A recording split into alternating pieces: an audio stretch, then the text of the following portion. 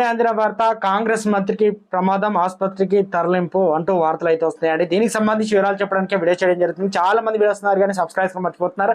దయచేసి channel subscribe చేసుకొని bell icon all పై tap చేయండి. ఇటువంటి ఇంపార్టెంట్ ఇన్ఫర్మేషన్ మిస్ అవ్వకుండా మీ ఫోన్ నోటిఫికేషన్ ఇప్పుడు వస్తున్నాను. చాలా మంది మీరు చూస్తున్నారు కానీ లైక్ చేయడం లేదంటే దయచేసి లైక్ చేయండి. ఇన్ఫర్మేషన్ అందరిలో తెలుస్తుంది. కాంగ్రెస్ పార్టీ సీనియర్ నేత రాజ్యసభ మాజీ సభ్యుడు డి శ్రీనివాస్ అనారోగ్యంతో ఆసుపత్రిలో చేరారు.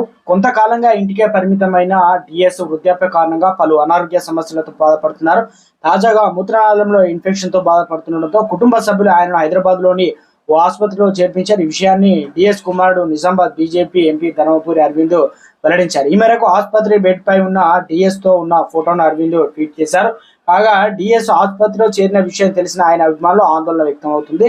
డిఎస్ తొందరగా కోలుకోవాలని ఇంటికి చేరుకోవాలంటూ ప్రార్థిస్తున్నారు. తెలంగాణ ప్రత్యేక రాష్ట్రం ఏర్పడ్డాక బీఆర్ఎస్ లో చేరిన డిఎస్ ఆ పార్టీ పెద్దల సభకు పంపించింది. అయితే గత ఏడాది డిఎస్ తిరిగి సొంత గుడికి చేరారు. అసెంబ్లీ ఎన్నికల ముందు కాంగ్రెస్ కండువా కప్పుకున్నారు. ఇక ప్రస్తుతం వృద్ధాప్య కారణంగా జూబ్లీహిల్స్ లోని తన నివాసానికి పరిమితమయ్యాడు.